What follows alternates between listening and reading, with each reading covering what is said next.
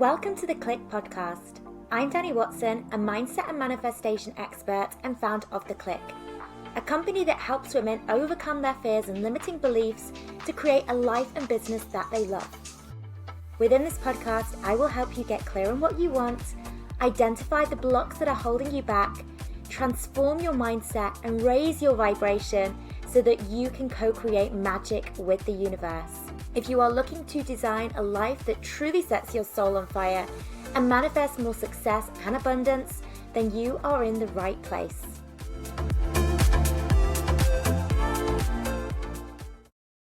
Good morning, ladies. So this episode is for anybody who is on a path to manifesting a particular desire at the moment, but it feels like you are constantly on this uphill struggle.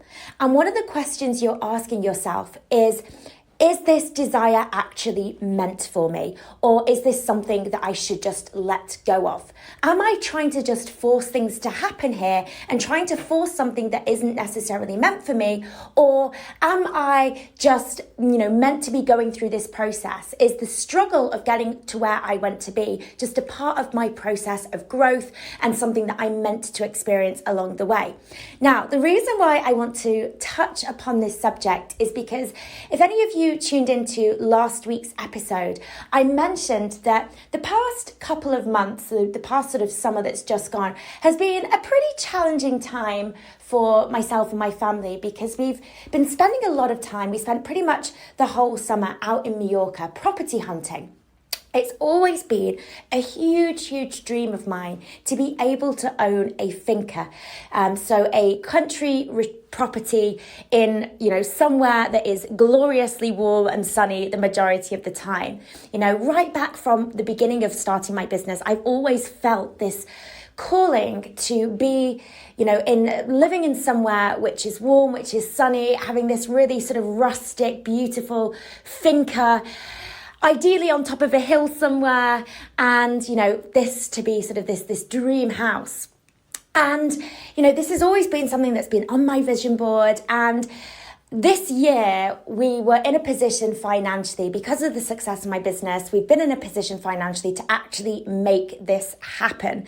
And so we started the process and we went out first of all in June to Mallorca, believing that this was the island where, we were meant to be, and we started the whole process. Anyway, to put it into a nutshell, we put an offer into the first property that fell through. We then decided, going back in August, that maybe actually buying a house wasn't meant for us. Maybe we were meant to build our dream home.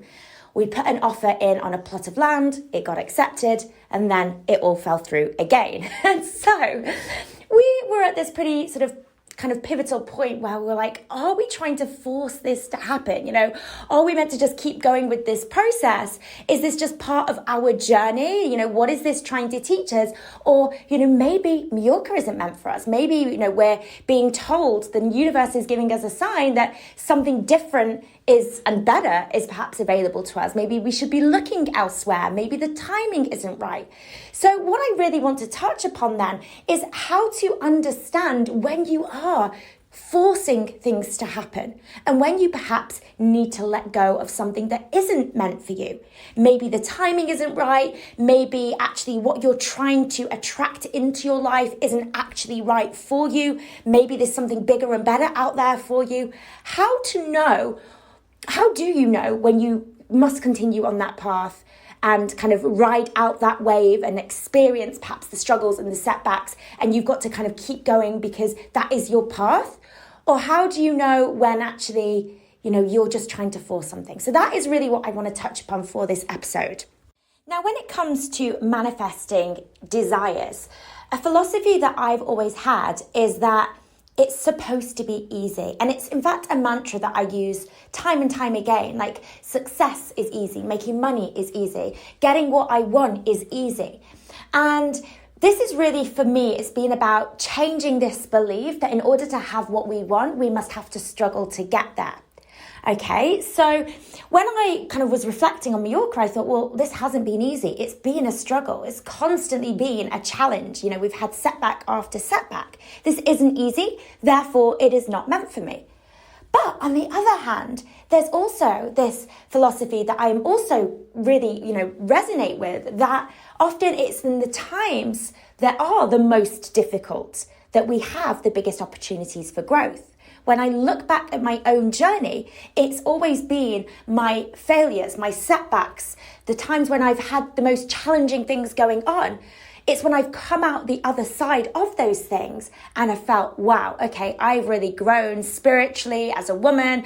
I've grown in terms of my confidence, my tenacity, my resilience, all of these amazing things that we can actually get from our difficult roads.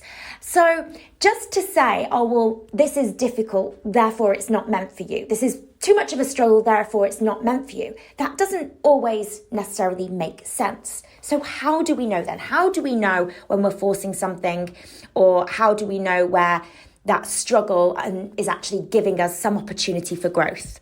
Now, a really powerful question that you can ask yourself here is, are you 100% being true to your authentic desires?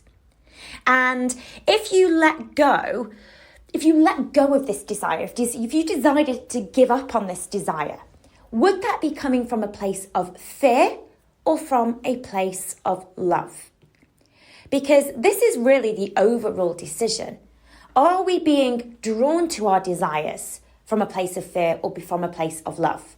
Because the things that are meant for us, and the things that we are ultimately going to manifest and feel good when we get there, are the decisions that we make and the desires that we set out to attract that are coming from that place of love, coming from that place of desire, of passion, of, I know that if I stepped into this desire, or if I had this desire, this is the thing that would really light me up. This is the thing that is meant for me. I would want this desire regardless of what I feel like I should do, or, I'm not choosing this desire because I feel like, I should be choosing it. I'm doing so purely for me and purely because I know that this would bring me joy. I know that having this desire would feel like me being authentically true to myself. That's what acting from a place of love looks like. What does choosing a desire from a place of fear look like? Well, it is I should be doing this. Or maybe I should go on this path and, towards this particular desire because I fear something bigger isn't available for me. Maybe if you were being completely true to yourself, what you want is something more. But there's a part of you that fears that isn't possible for you yet. Maybe you believe that you aren't worthy enough or capable enough of attracting or manifesting something bigger. And therefore you settle. And you are therefore choosing a desire not because you are so passionately connected to it, not because you're acting from that place of love, but because perhaps you don't love yourself enough yet to actually fully admit and step into that desire. And I've seen this play out so often in my life previously. In fact, one of the biggest examples of this for me was my reluctance to do something different when it came to my career. I think there was a part of me, even when I was, studying at university, I was studying law, thinking that was the path that I was going to go on. There was a part of me then that was saying, I'd love to just have my own thing. I don't really want to be in the corporate world. I don't think I even want to be working for somebody else and climbing the career ladder. I'd love to do something more creative, more fun, more inspiring. I'd love to be a business owner. Yet I stopped myself right there. I got in my own way because that little voice in my head was saying, you've no experience with business. That's not the safe path. You should go and get a job. What's everyone else doing? They're going out and they're getting a job. That's the safe path. So I wasn't necessarily going along with what was true to me when I started out in that career in law. I was leading from that place of fear rather than that place of love. I was fearful that, for me, security, financial security was a really big thing. And so the thought of being able to have a job where I knew exactly what I was getting paid each month, that made me feel safe. But the decisions that we make when we're trying to find that safety net, that comfort zone, aren't always the decisions that we're making from that place of love. Okay, so I made a decision. I set upon a path not because I loved it, but because I was very much caught up in that fear and mentality. And I ended up somewhere that I didn't want to be and feeling very, very miserable and lost in a career that wasn't meant for me. Okay, and I've seen this play out so many times since then, where I've made a decision or I've moved towards a certain desire, not because that really lights me up, but because I'm almost setting the bar a little bit too low because I'm so scared to tell myself, yes, I want this thing, and for then it to not happen for me, or for me to kind of go towards a goal and to then fail. It's almost like I sometimes have set the bar too low because it's easier to not even try and not experience that disappointment. Okay, so maybe you resonate with some of this. Maybe there's some area of your life where you're setting yourself a certain goal or a certain, you've got this certain desire, but actually you're playing it safe. You are perhaps just going along with what you feel like you should do. Or maybe you're not allowing yourself to dream big enough, fearing that if I do dream big enough and I don't get there, I will feel like a failure. Okay? Where are you doing that? Where are you acting from this place of fear versus from this place of love? Where are you not being completely true to yourself and to your desires? Now, another question to ask is, what has changed within you since you chose this desire? Because often when especially if you're on the beginning of your sort of spiritual journey, you've perhaps only started just tapping into personal development, and let's say you set some desires. Chances are, let's say you revisited those desires 6 months down the line, a year down the line. If you've been sort of consistent with your own personal growth, a lot will have shifted within you. And so it may be that desires that you initially felt were meant for you, 6 months down the line, you've changed a lot. You've grown a lot. Your beliefs may have changed. You may have strengthened the belief within yourself, your capabilities. Maybe you've strengthened your self-worth. Maybe you've strengthened your connection to the universe.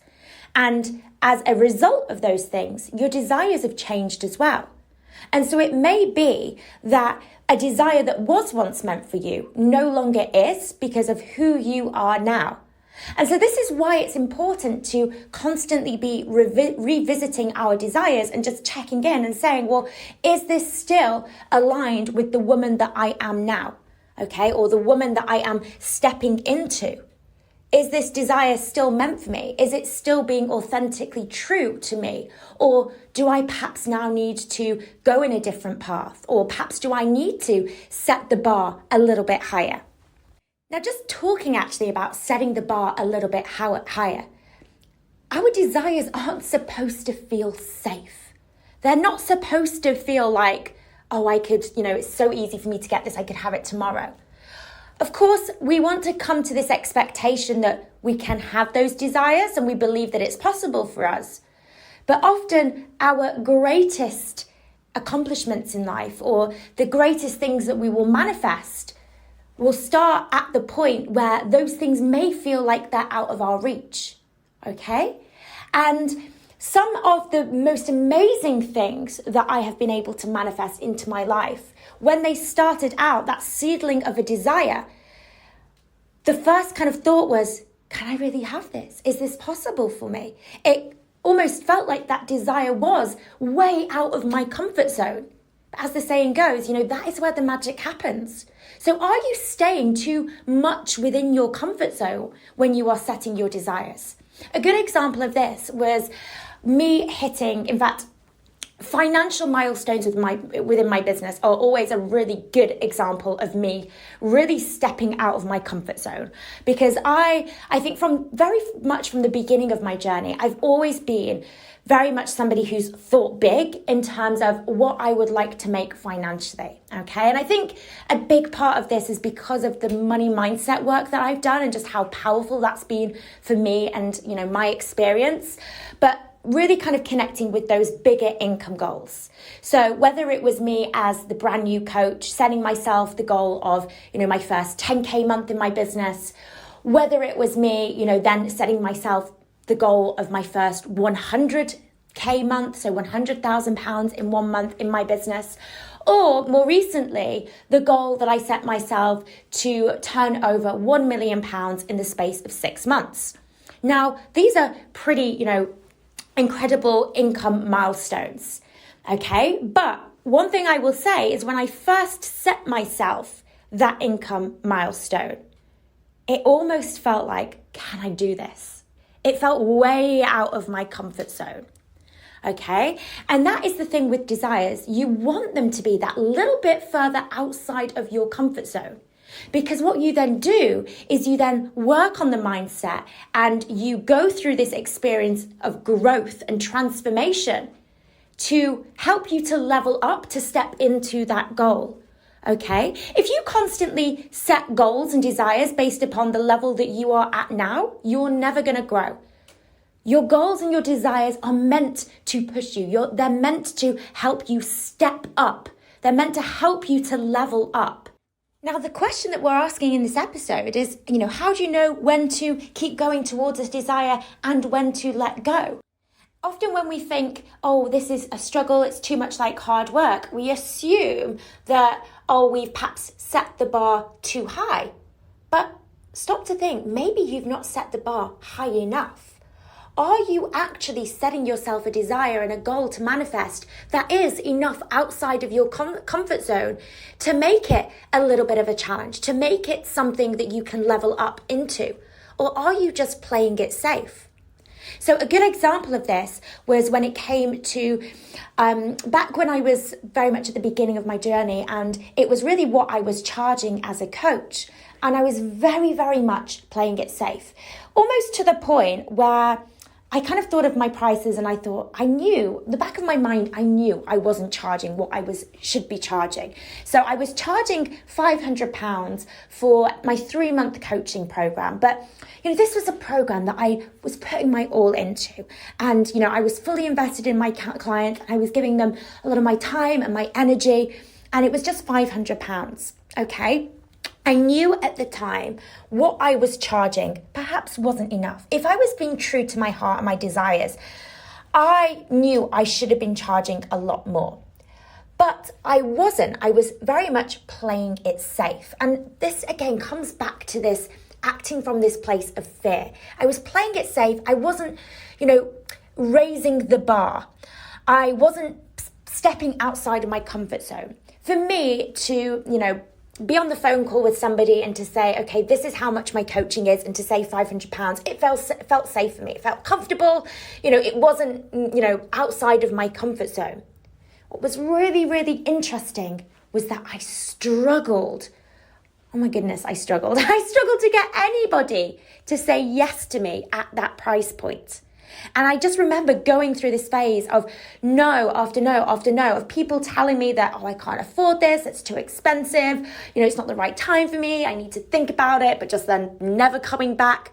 It felt like a struggle. So I had this income goal of what I wanted to manifest within my business, and I was struggling to get there. I was trying to just do everything I can to make this happen, and it just felt like I was on this uphill struggle.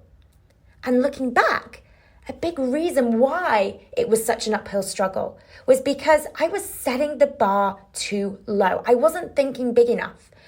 There was a part of me, as I mentioned, that knew I wasn't charging my worth. I knew I should be charging more for, I'd already done so much practice with my coaching. I already knew that I could get results for my clients. I'd already, got trained, got certified.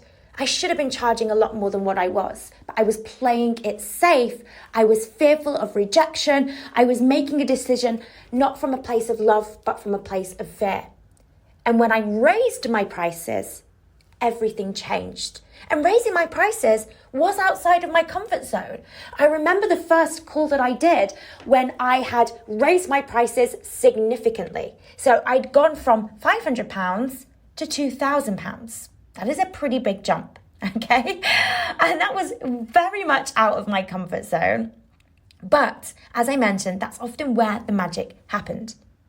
And what was completely magical was that the fact that getting people to then say yes to me at that price point it all of a sudden didn't feel like a struggle anymore. Those conversations that I had started to feel easy and effortless. People were saying yes to me, at the end of that call and saying, look, I want to start working with you straight away. Okay, all of it is a sudden, that desire started to manifest easy and effortlessly because I was being very true to myself and what I knew that I should be charging deep down. Now, a final point that I'd like to mention is, have you fully decided? This desire that you set yourself, have you fully decided that this is going to be yours? Have you made this desire a non-negotiable? Or are you perhaps still sat on the fence with something? Okay, in order for us to manifest something, we have to be all in on it. We have to be fully committed. There has to be that decision. Napoleon Hill, in his book Think and Grow Rich, talks about this. He talks about burning your ships. Burning your ships so there is no other alternative. There is no other plan B. What I found from my journey is that sitting on the fence with a desire takes up a lot of energy. That in itself is a drain of energy. Okay? If you are saying, I really want to do something, but you're just dipping a toe, that dipping a toe is not going to get you to where you want to be. You've got to be either all in or all out. You're either coming into this and fully committing and deciding that this desire is meant for me and I'm going to go towards this path, or you may as well not do it at all. Okay? That being on the fence with your desires, because what you're doing here, if you're on the fence with something, you're essentially saying, okay, I might try to move towards this particular outcome. I might try and attract this. What you're essentially saying is, I don't fully believe that this is possible for me. Because if you fully believed that desire was meant for you and it was possible for you, then you would go all in. So at this point, you either have a choice. You either double down on the mindset so that you get yourself to the place of, I fully believe in this, so much so that this is a non-negotiable for me, or you decide to let that desire go. You've got to be one or the other.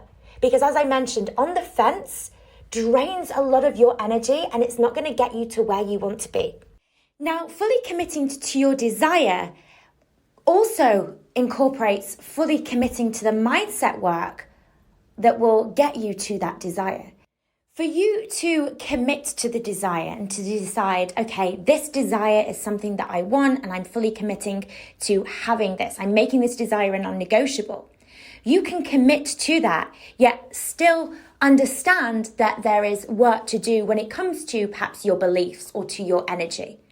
Okay, so in order for you to fully commit to the desire, it also requires you to fully commit to doing the work and, doing the mindset work that will take you towards that desire. Are you able to fully commit to that as well? When it comes to having anything in life, so attracting anything into our lives, we first need to think about, who do we need to be first, okay? And often we get this the wrong way around, right? We're like, okay, when I have that thing, I will be that person. So when I have the money, I will be happy. I will be the confident, successful, abundant woman. Forgetting that to have that thing, to have the success, to have the money, to have the relationship, we need to be that person first. And so committing to the desire means committing to being that person first, becoming the person that you need to be to get you to that desire. Okay, which means, working on your beliefs, working on your energy, working on your identity, working on your confidence, working on your worthiness. Okay, are you ready to commit to those things? Because that's part of the process of committing to your desire. Are you willing to make becoming that woman a non-negotiable? Are you willing to say, look, I am willing to do what it takes to step into that version of me that's going to get me to where I want to go? Okay, because that's a part of the commitment. So remember, the question that we're asking on this episode is, how do I know, when to keep going towards something and when to let go of it? If you've not fully committed, and if you're not willing to fully commit to the desire and to the person that you're, meant to become to get towards that desire, if you've not fully committed to that, you may as well let that desire go. Okay? It's not to say that you're going to let it go forever, maybe you pick that desire up at a later point, but there is no point in just dipping a toe, okay? You're either all in or not at all. So I hope that a lot of what I've said today resonates with you and makes sense. But if you need any further clarity, please feel free to reach out to me on Instagram. Feel free to slide into my DMs. You can find me at Dani_Watson_coaching. And please do keep your recommendations for this podcast coming. What would you like to hear more of? If you have any particular questions or, topics that you would like me to touch upon, again, please reach out, Dani_Watson_coaching. And last thing, if you have a spare 2 minutes, it would mean the absolute world to me if you could just leave me a very, very quick review on iTunes.